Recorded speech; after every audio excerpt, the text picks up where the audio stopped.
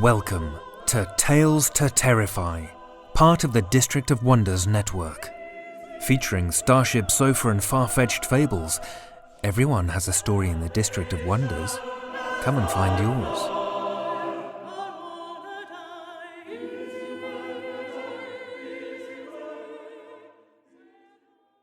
Good evening, children of the night, and welcome to Louisiana, home of Cajun cuisine, the birthplace of jazz, and the cultural heart of voodoo in America. Thanks in large part to its portrayal in pop culture, voodoo gets a pretty bad rap, usually limited to curses, zombies, and quote-unquote voodoo dolls.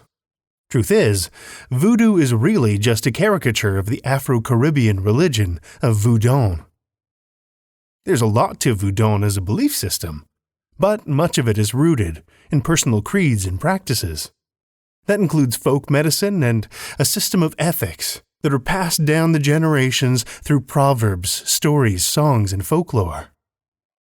That's not to say that some of the more sensational aspects of pop culture voodoo don't have their roots in voodoo as well. Animal sacrifice was definitely a thing, and zombies absolutely do feature in voodoo as well. But rather than the malicious flesh-eaters we see in books and on screens nowadays, they were most often victims. Corpses that were reanimated and controlled by priests, either as a means of punishment, or sometimes even a cheap source of slave labor on plantations. But despite being a largely misunderstood and misrepresented religion, Louisiana has plenty of stories about the darker, more dangerous side of voodoo, too. Just ask the people of Frenye. On September 29, 1915, a towering wall of black cloud swept up from the Gulf of Mexico, like a huge shadowed creature rising from the depths. It charged toward the Louisiana coastline with a sudden ferocity that caught many of those who lived on the coast unprepared. Clustered on the edge of Lake Pontchartrain, the towns of Frenye, Ruddock, and Napton were hit particularly hard. Frenye was rapidly submerged under a storm surge that rose up to 13 feet, with battering 125-mile-an-hour winds that tore through the streets, uprooting trees and ripping buildings apart like kindling. Many people sought refuge in the perceived safety of the railway depot, but even that structure couldn't stand up to the onslaught and collapsed, killing 25 people. When the storm cleared 2 days later, Frenye, Ruddock, and Napton had been wiped off of the map. Homes were flattened, businesses left in rubble, and huge sections of the railway, the lifeline connecting those communities to outside civilization, was utterly erased. As survivors started to emerge from hiding to survey what was left and begin coming to terms with the magnitude of destruction, one phrase was on nearly everyone's lips. The storm, they said, had come out of nowhere. But despite the assertion, there had been a warning, of sorts. Julia Brown, called Aunt Julia by many, was well known to many of the residents in Frenye, and had a reputation that had spread to the nearby towns as well. If you had a problem you couldn't solve by conventional means, maybe you had a sick family member, or you suspected your neighbor of stealing your cabbages, chances are your next stop would be the house by the edge of the Manchac Swamp. For a price, Julia would craft you a charm or place a curse, and hopefully your troubles would fade away. Aunt Julia, you see, was a voodoo priestess, and by all accounts, a pretty capable one. There were no doctors in the communities of Frenye, Ruddock, or Napton, so people would often turn to Julia Brown for healing and midwife services. She became a folk healer of sorts, what's usually referred to in Louisiana as a traiteur, and she must have been good at it, because she rarely lacked for customers. During her downtime, though, She could often be found sitting on her porch, singing and strumming her guitar. But her popularity had a downside, too. It's said that Aunt Julia came to resent the people of Fresnier, felt they took her and her services for granted, and that growing resentment was reflected in the songs she made. One song she began singing in particular said that one day she would die and that everything would die along with her. Remember that hurricane I mentioned? Well, when the winds and rain came tearing through the town of Fresnier, it happened to interrupt a very important event. The hurricane, it turns out, arrived right in the middle of Aunt Julia Brown's funeral. Her song, it seems, wasn't far from the truth. While some people have speculated that Julia had summoned the storm with a voodoo curse, others are sure her words were more warning than hex. But if you want to know for sure, according to some, you might still have the chance to ask. Rumor has it that Aunt Julia never truly left the swamp where Fresnier once stood. But I suspect you'd have more to fear from the alligators. Let's move on to some fiction. Our first story of the evening comes from Christopher O'Halloran. Christopher O'Halloran has taken his formal acting education and done little with it, aside from creating Living the Dream, a currently unproduced TV show. After studying for 2 years at Van Arts, Chris realized that telling stories was at the heart of his passion. So he started using written word to do just that. His shorts have been published by Scarlet Leaf Review, Heater, Fabula Argentea, Hellbound Books, and others. You can reach him at croauthor.wordpress.com. Join me for Christopher O'Halloran's The Phoenix, first published in Scarlet Leaf Review, March 2016.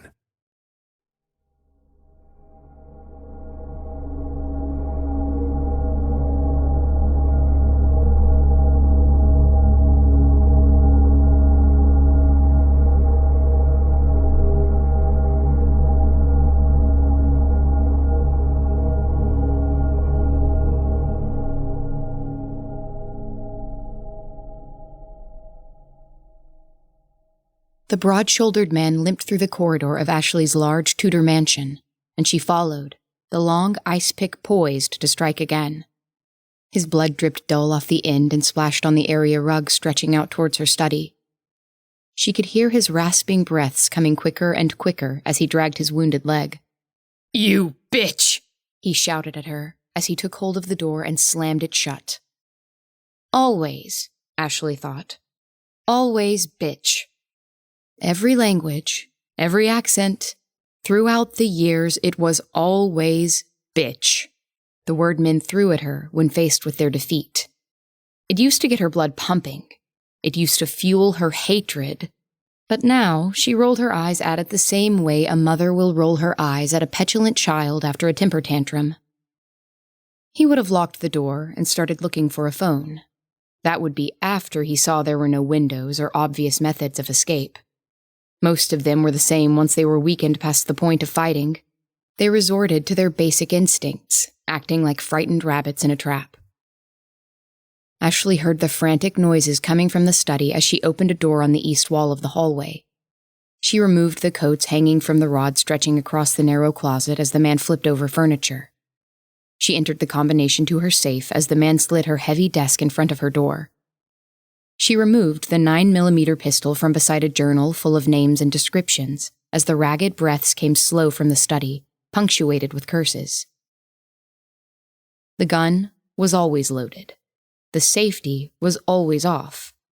Safety was never a concern. It wasn't always this easy, but the latest century of her long life introduced more conveniences with each decade. Weight was always reassuring. The weight of a rock 2 fists large, the weight of an obsidian dagger both reflecting and absorbing light somehow, the weight of an axe well used and well maintained, the weight of a fully loaded Beretta full of death and destruction. It made her feel strong, giving her the mechanical advantage where her own muscles had failed her. "Hey, Trevor, how you holding up in there? Can I get you anything? Another glass of wine? I had to hold my breath earlier when you were panting and drooling over me. Maybe you'd like some gum." She raised the gun and pointed it at the door, waiting for his reply. Nothing. "Why don't you come out here and we can get back to where we left off? If you could talk to my previous partners, they would tell you I am worth bleeding for." If ashes could talk. Still nothing. Not even the sound of his labored breathing. Had he bled out in there? Ashley frowned at the thought of that. He seemed tougher than that. "Come on, you limp-dicked faggot! Maybe if you beg me nice, I'll keep it to myself that you like to choke down cocks on the weekend. I won't tell anybody that you like to pull on your tiny wiener when your boyfriend lovingly fucks you in your little ass. When all else fails, call them gay. Men hate that." "Fuck you!" shouted Trevor, the big man with the strong arms, strong cologne, and cheesy pickup lines. Ashley aimed 8 inches lower than where the sound came from and fired 6 shots through the study door into what she hoped was his center mass. Her ears rang with a high pitch absurdly contrasted with the deep barks from the pistol.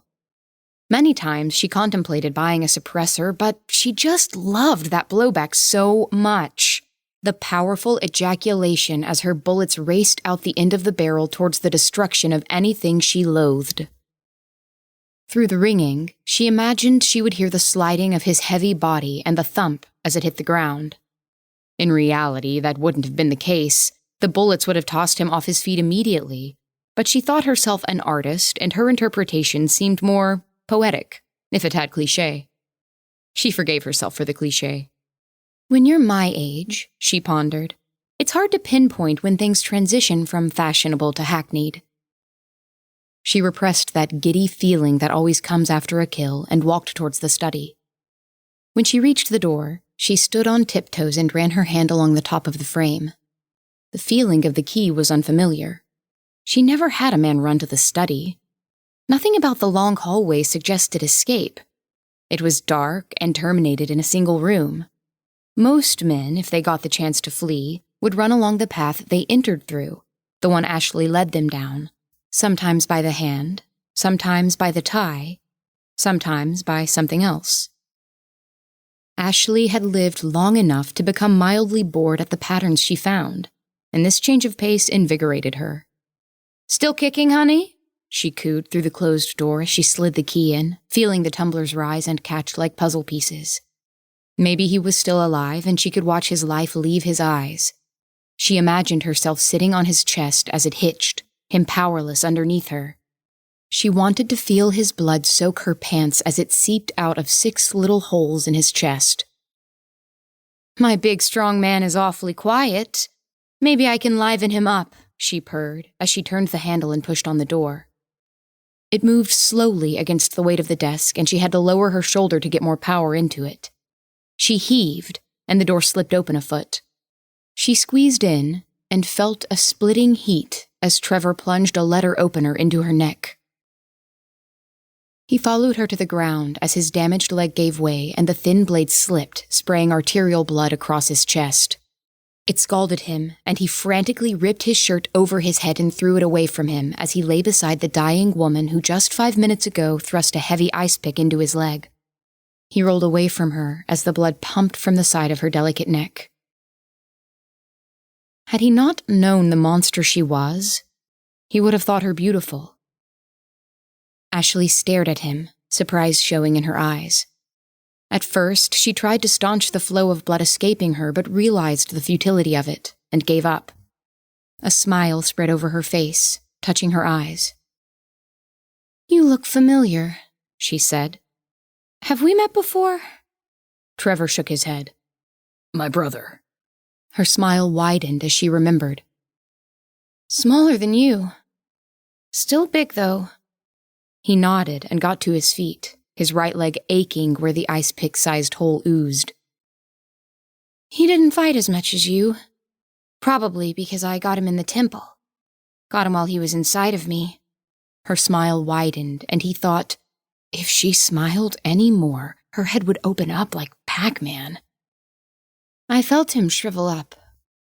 I squeezed him out like a baby, dying instead of being born. Trevor stepped over her and into the hall, making sure to avoid the spreading blood that was pooling around her. It didn't go very far, just ran tightly along her body, already beginning to congeal. He saw the open closet door and glanced inside. "Rock-a-bye baby in a treetop," Ashley sang from inside the study, her voice sweet and bursting with love. He grabbed a shoebox and dumped out its contents, faded Polaroids of men, faces full of shock. "When the wind blows, the cradle will rock." He pulled a scarf down from where it lay draped over the rod, paused, then pulled down another. "When the bough breaks, the cradle will drop." The words floated on the still air, pregnant with the next line. He waited for it. 1 second, 2, 3, 10. Nothing. Then the sound of a crackling fire. Trevor saw a broom and dustpan tucked away in the corner and grabbed it. He limped over towards the study but was frozen by the sight of a raging inferno. Although the heat baked off and made him wince, the wallpaper showed no sign of burning. The door stood surrounded in flames but remained unburnt as well. Ashley lay in the middle of the fire, eyes closed and smile retracted to a peaceful, content look. She looked like she could be dozing as the fire consumed her. He sat and waited, back resting against the wall of the corridor. 1 minute, 2, 3, 20. When she was ashes, the fire died down and faded away. No smoke rose from the pile. With a grimace, he rose, using the broom to aid him. He hobbled over to the pile and began sweeping the ashes into the dustpan. When the pan was full, he dumped it into the shoebox and repeated the process until he had gotten as much out of the carpet as possible. He placed the lid on the shoebox and wrapped the 2 scarves around it as tight as he possibly could. The fabric seemed too thin to hold anything of great strength inside, but he wasn't worried. In the trunk of his car, he had chains. His drive home would take him over a bridge crossing a river just a kilometer away from the ocean. He walked out of her large home, gently closing the door behind him, the shoebox cradled in his arm. 5 minutes into his drive, the wail of a baby cried out from the shoebox in the passenger seat. Trevor shifted into 5th gear.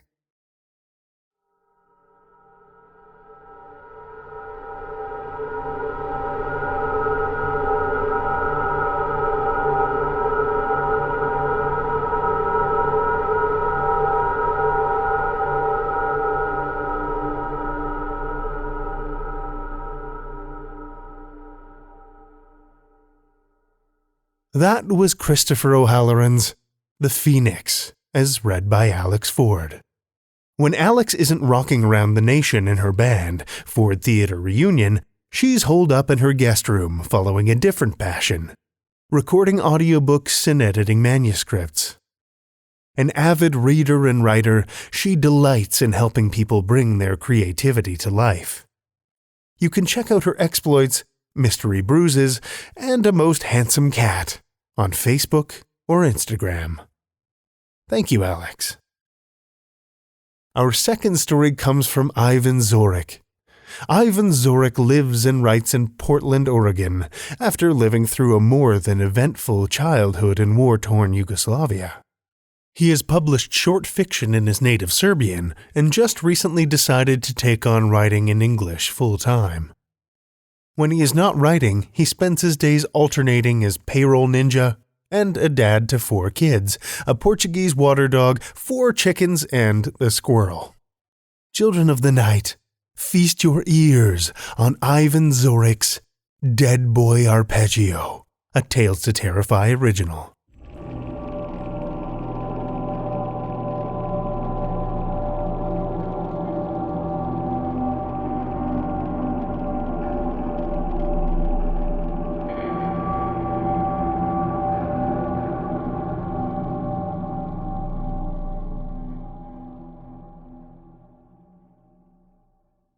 Today, I turned 14, wearing another boy's name and fingers. They fit awkwardly, both a size too big. Bumpy. I roll the name across the roof of my mouth, a cascade of consonants rushing to break free. It lingers inside for a moment too long and dies before I can speak it into the world. The one I was born with sneaks past it, an underlying current of syllables, almost a sigh. I need to practice more. I look around, nervous someone might have overheard the transgression. The schoolyard is empty. There's still another 45 minutes before kids swarm the streets surrounding Benjamin Franklin High School. It's trash pickup day, and the morning traffic is heavy on Division Street. My senses drown in waves of pollution. The cars are too noisy here, too bright. They even smell funny. Nothing like the cheap, watered-down gasoline I'm used to. My dad's old Yugo could fit inside one of these truck beds with no problem, especially after. I am early because Ray drops me off on his way to work. We both get up around 5 every morning, devour whatever breakfast Melina makes for us, and leave before she even has a chance to kiss us goodbye. I do not like her kissing my cheeks. Ray does not like kissing hers, or touching, for that matter. I wonder sometimes how they do it at night. I can hear them often, a break-in snoring filled with grunts and slams of the headboard against the walls. How does that feel for her? Where does she keep her hands? Her fingers? I look at my hands as they shiver in cold morning breeze. They've turned purple, the tips of my fingers 2 shades darker than the rest. I turn them back and forth in front of my face and look for signs of procedure. I see no stitches. The skin looks flawless. Uninterrupted tapestry of lines and dry skin. We will be paying it off for years.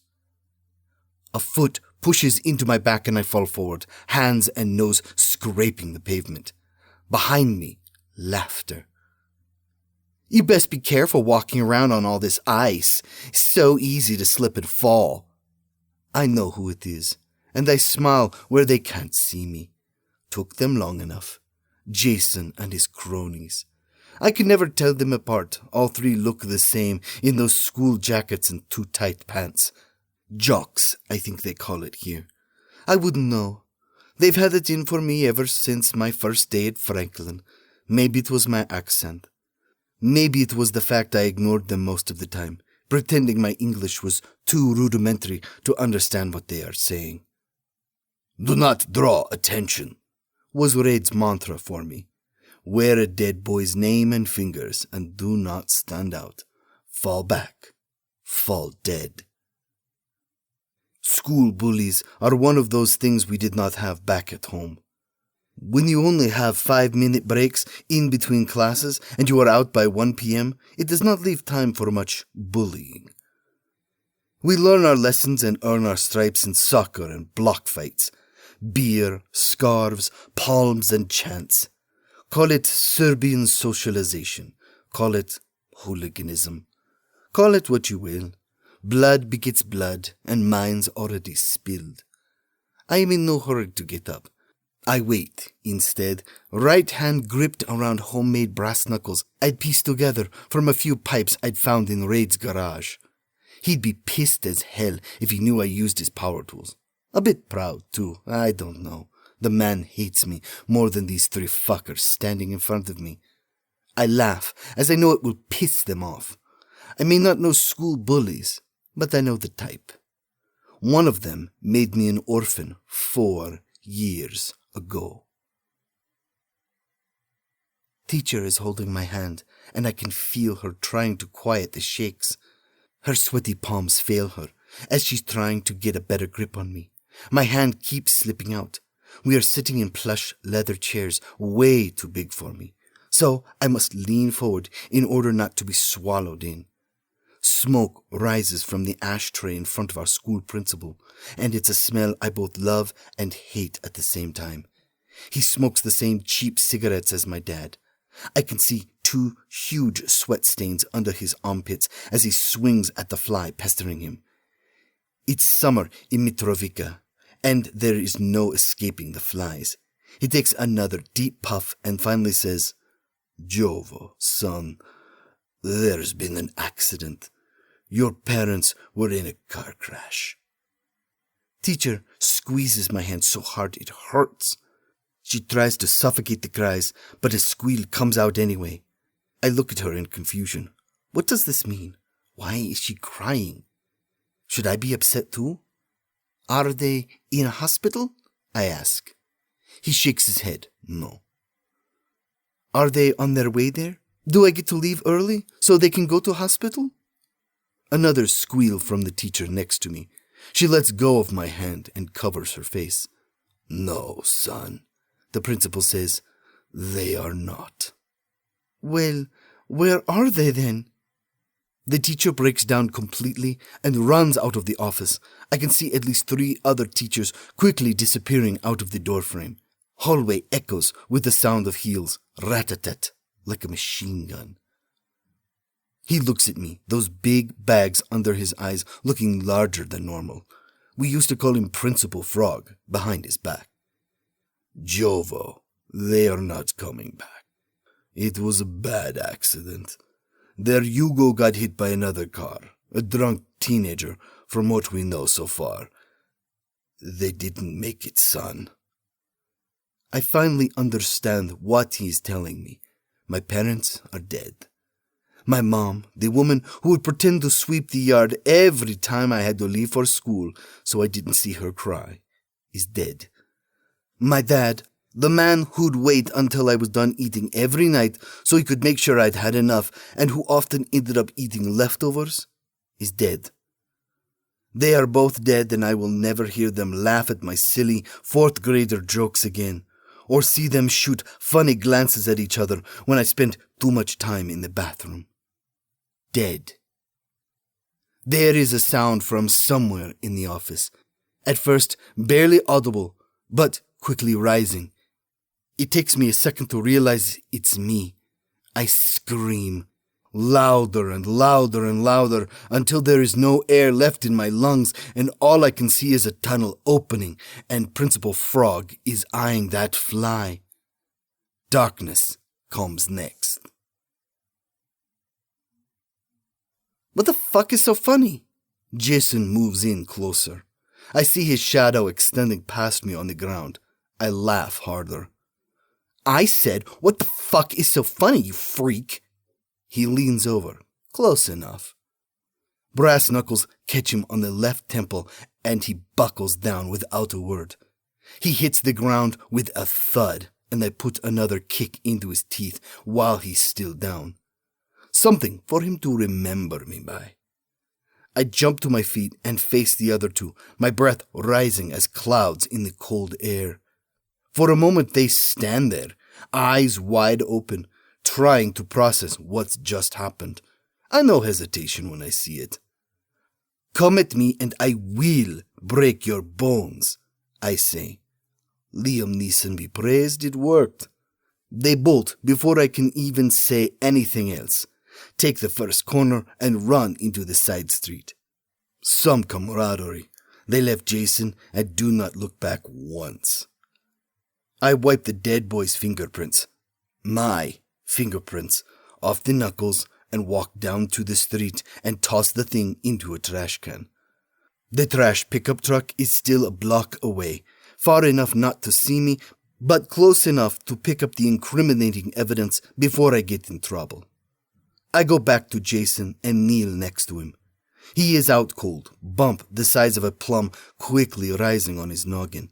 I slap him a few times. He moans and starts blinking. I slap him again, harder. What happened?" he asks, still somewhat out of it.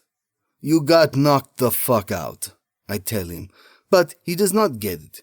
He grabs his head and shakes it a few times. "I think I have a concussion." I'd say that's a fair guess. I help him up. "You should go see a doctor." He seems taken by surprise. "Why are you being nice now? You almost cracked my skull." I point to the brick wall I'd been sitting on before and motion him to sit down. He does, but eyes me suspiciously. Look, man, I have nothing against you. I get that you have some stuff going on at home or something, so you take it out on kids here. It's nothing new. That story's been played out so many times before. I get it, okay? My dad hates me too. So does my mom, I think. But I do not take it out on others. I own my shit. It hurts, and I hate being alive almost every day, but I own it. Do you follow me? He nods, still rubbing that temple. There is no shame in getting your ass kicked either. I wish more people would learn that lesson. I used to get beat up regularly back at the back home. In time, I learned how to avoid it and how to defend myself too. But I never hit first, and especially not from behind. Because you never know how crazy someone is until you look him in the eyes. His head hangs low and his shoulders are slouched. He rocks gently on the wall. Finally, he says, I don't have a dad. He left before I was even born. My mom makes good money, though, so it's not like we're struggling or anything. But these dudes she dates, man, I hate them. It's like a new one every 6 months, and they never even want to talk to me. Like I have the plague or something. They tiptoe around the house, and sometimes I never even meet the guy. But I see plates and glasses, used condoms in the trash, stuff like that. It's like she and I live in different universes. It sucks. I wasn't lying to him. 3 years in the orphanage, or kids' village, as they called it, taught me to recognize anger. And I was angry all the time. Since the moment the state social worker decided that, since I have no close family to go to after my parents' death, it would be best for me to live with other kids in these house communities. Families, they called them. It was bullshit. I had no family until Raid and Melina came. And some family they are. I unzip my backpack and hand him over a half-melted ice pack. Here, put this on until you get to the doctor. It should help with the swelling. And don't tell anyone how you got the bump. He takes it and places it on the injury, grimacing. It hurts. No shit. He jumps off the wall, knocking down a few loose pebbles in the process. So, you just walk around with an ice pack in your backpack all the time? He asks. I jump off the wall too. The crowd is starting to fill up the streets as it's getting closer to school time. I can hear the excited chatter and low beat of thumping subwoofers as the cars pull in. Someone's practicing an 8-bar, and it sounds semi-decent. There's too much perfume and too much Axe body spray in the air, and I realize I've forgotten to put on deodorant this morning. No, I say, drying off my armpits with the inside of my shirt. I work after school. Full shift at the salvage wood. Some days hurt more than others. Ice helps. You and your mom might be well off, but my folks are immigrants. We need every penny. He has good hands, strong, the doctor says. His eyes look bulgy, even though he's squinting. The room is dimly lit, with more than half of the neon bulbs missing from the ceiling. The ones that work buzz and flicker constantly. It's giving me a headache. The bed is a solid piece of cold plastic, covered with a small towel, too small to warm up my naked back. I get goosebumps every time the stethoscope touches my skin. I chose well, Raid says, and I, for the first time in 3 months, detect no bitterness in his tone, just stating the obvious. They sit across from me, in the corner of the office, chairs a continent apart. No tenderness between these two, not even for the show. Good. It will make it easier, faster recovery, doctor says. He works as he speaks, measuring, taking notes. Will it hurt? Melina asks. Poor woman. I can almost make myself feel sorry for her. She is broken in the worst way. A shattered mirror, pieces of her scattered all over the family house. I see them sometimes. The mask she puts on is more of a drywall than cement. Grief and numbness do not bond well. She still can't bring herself to call me by his name, my name. Hurt? Yes, it will, like any major surgery. Doctor says. We are literally cutting off his fingers and replacing them. Don't worry, he will be under the whole time and on pain blockers while he heals. Ice also. Lots of ice. More than likely, he will have to ice those joints for the rest of his life. She nods, and for a second, something flashes across her face. Worry? Raid has no such problems. And it will be a success, yes. You have done this before? He asks. The doctor turns away from me and wipes his forehead with a tissue. There is half a dozen of those in the trash can already. I feel like cracking a joke. Something like, hey doc, make sure nothing slips while you're cutting. But I know better. My new parents do not care for jokes. Or smiles. I miss mom and dad so bad, it hurts. Yes, absolutely, he says. I perform 3-4 of these a year. I am yet to fail. Raid is chewing on his lip, to the point of bleeding. I see a question forming under all that sustained indifference. So does my doctor. I know, he says. I could make millions out there somewhere. With the right team around me, I could probably do even more than just finger transplants. But ask yourself this. How long would I live with every single intelligence agency in the world out for my services? How long before they decide I'm more useful dead than alive? Once I train their staff, of course. He gets up and walks to the door. Flickering light makes him look almost cartoony. See those two guys in front? It's a statement more than a question. Of course we've seen them. They are huge and packing. No one gets to see the doc without going through them first. Serbian mob, Zemun clan. I trust them with my life. You know why? Raid shakes his head. Honor. There is no debt stronger than honor. The doctor says, my first few patients were guys on the Interpol list. Gave a man a new lease on life, a new identity. Help him see his kids again, and he owes you more than money. I trust a thief. I don't trust a lawman, especially if it's not one of ours. He walks back to his desk, pulls out a piece of paper, and hands it over to Raid. The price for you. I hear you are related to clan. I added a discount. Raid stares at it without a word. The vein on his forehead bulges and pulses a quiet storm. After a while, he hands the paper to Melina. She gasps and grasps her chest.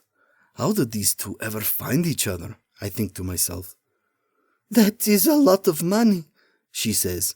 The doctor smiles. Yes, it is. And if you were not blood, I would not think twice about turning you down. But here we are, all trying to make a better life for ourselves, yes? They both stare at him. Melina reaches out for Raid's hand, but he pushes it off. No sign of weakness in negotiations, I suppose. Only he was always negotiating. So, here's what I'm thinking. You got the immigrant visa thing, yes? You were all set to go prior to the accident? No kid? No visa.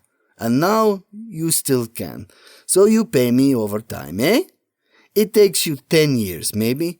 Maybe you get lucky and this kid is smart enough to get a nice degree and you pay me off earlier. Who knows? You make your own luck over there. They look at each other in quiet understanding. They will go through with this, I know. I guess I've known from the moment they adopted me. I was never going to be Jovo, not with the shadow of the dead boy looming over me wherever I go. It's fine. I did not want to be me anymore. Too much pain in that one. I wonder how it will feel to be someone else. I wonder if my new parents will stop treating me like a means to an end. I wonder if they will love me. And what happens if we can't make a payment? Melina asks, her voice barely a whisper. The doctor smiles wider. His gaze moves from the couple to a sword collection hanging on the wall above their heads. I do not think the placement was accidental. I take the fingers back. I'm sorry, kid, but you can't work here anymore. Greg says, my heart sinking through my feet and into a dark, deep pit. I swallow hard and carefully consider what I've just heard. Why? It's all I can manage to get through. He's nervous, keeps shooting glances behind me, to the open door and the lumberyard behind us. There are 3 huge piles of wood out there, rotting in the rain. It smells of mildew, even with a layer of vapor rub under my nose. A trick Raid taught me. I had a call from Bali. He says, someone reported me for having a 14-year-old work full-time. I lied and told them that it's not true, but I can't risk them doing a full investigation. Not with the fines Oregon is slapping on us these days. I'm sorry, kid. He looks like he means it. Greg never lies to me. Even when he gave me a job for less than minimum wage, he was straight up about it. Yes, it's less money, but you won't get a job anywhere else until you're 16, and even then with limited hours. Them's the cards, kid. My fists clench, and I feel the itch in my fingers. I wish I had not given away my ice pack. Did they say who it was? I ask. Ah, come on, kid. You know how it works. It's an anonymous complaint. Always. He gives me a hug, and for the first time in years I feel a genuine human concern. He was a capitalist piece of shit, but a caring piece of shit. I felt good, I'm not going to lie. You come back in a few years and the job waits for you, okay? Hell, with the way the state is raising minimum wage, I'll be paying you more than I pay myself, I reckon. Break the bank and all. I don't hug him back. I don't know how. I just walk out, exit the smelly yard, and hop on the first bus home. There will be hell to pay. I know. I stand outside the building and stare at the light in the window. It's raining harder now, and I'm soaked through. A deep chill creeping up all over me.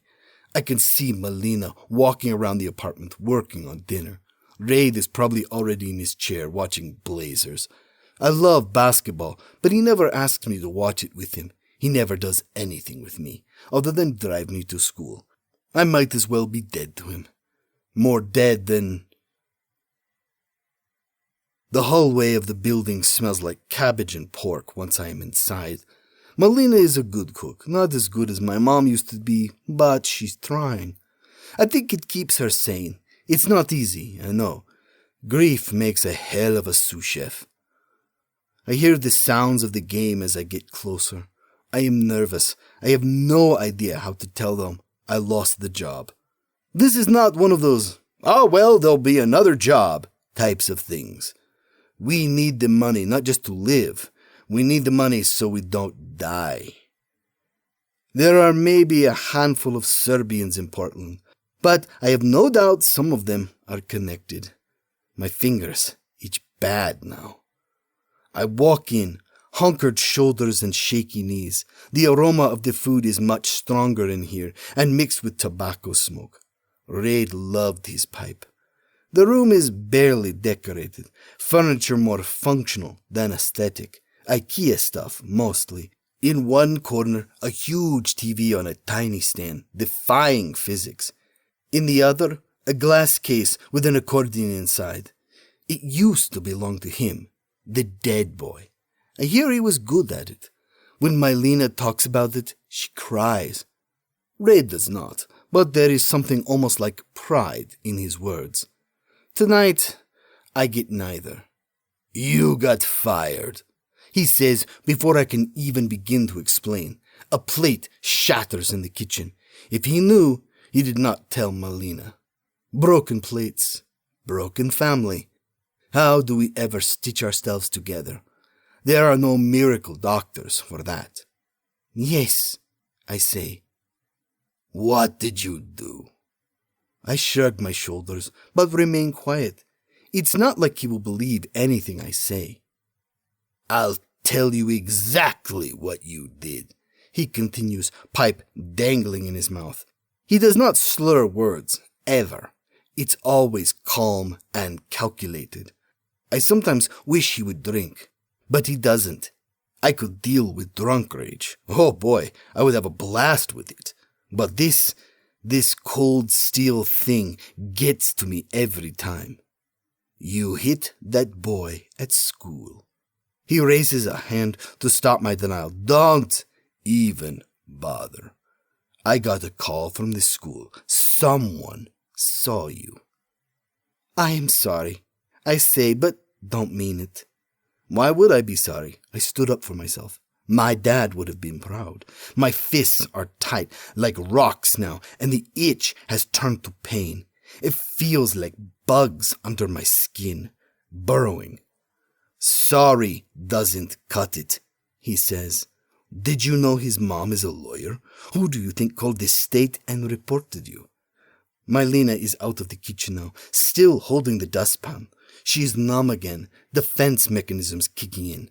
Don't deal, never deal, just push it all down.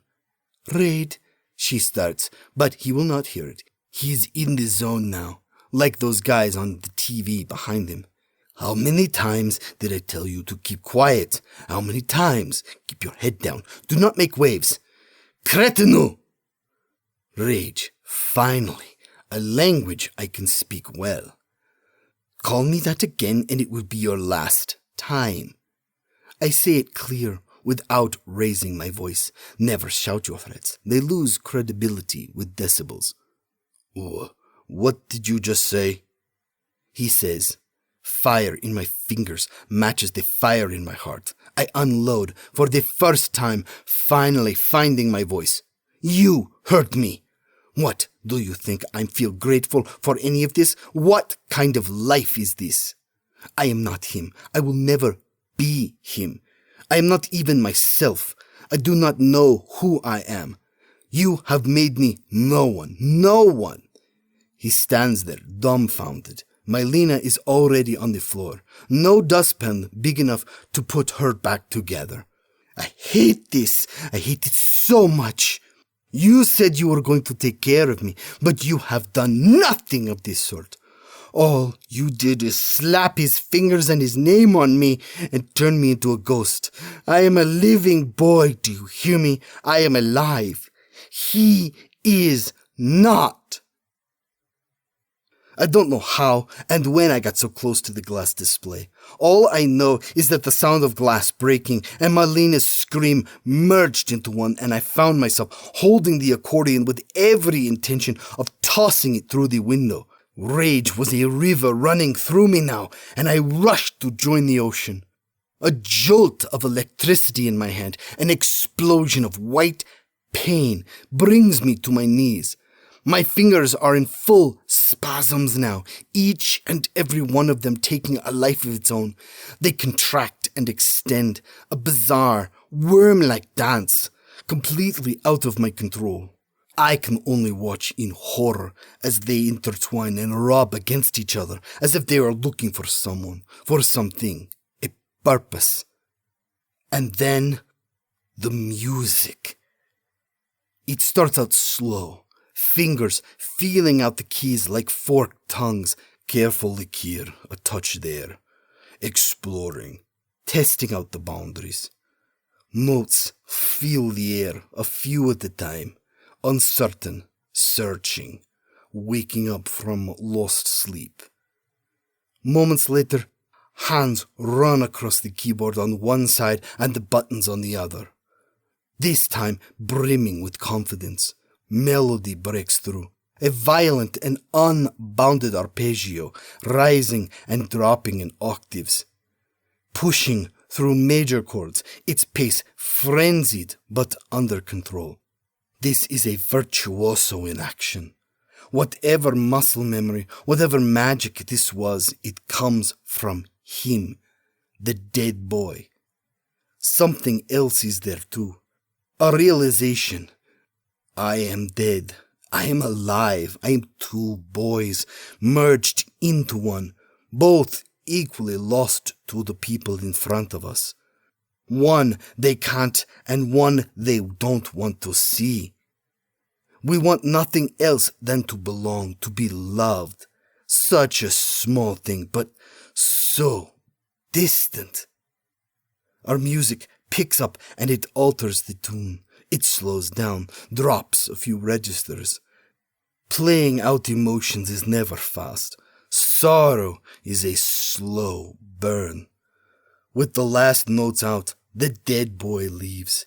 He says his final goodbye to the flesh he had forsaken a long time ago. I am abandoned yet again, kneeling on the floor.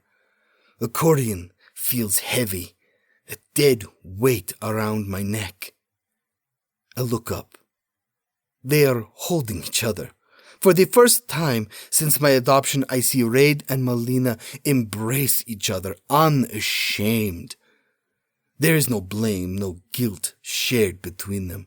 Tears run down both their faces, as if the grief that's been poisoning them for so long has finally found a way out.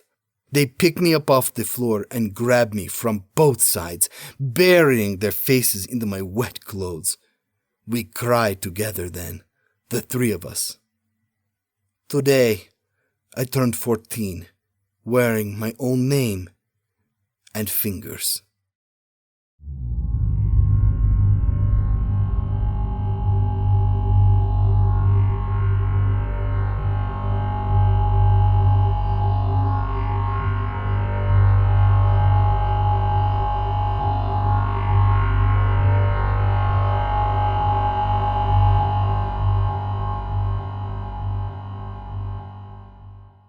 That was Ivan Zoric's Dead Boy Arpeggio, as read by Brian Rollins.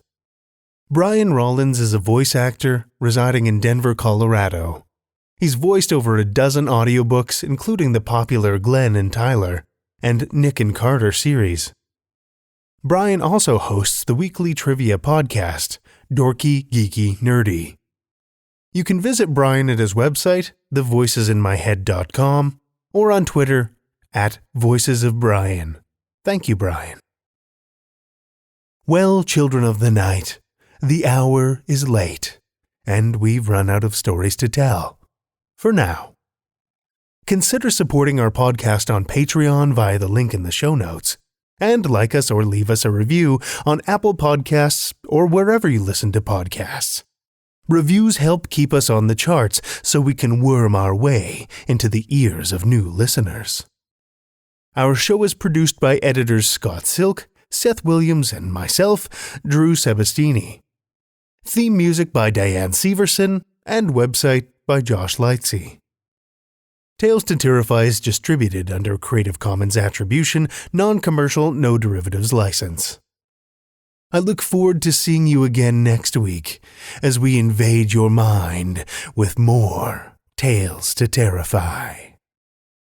This presentation has been brought to you by the District of Wonders Network, dedicated to podcasting the finest genre fiction. You can learn more about the District of Wonders and their many literary productions at their website, www.districtofwonders.com. Thank you for listening.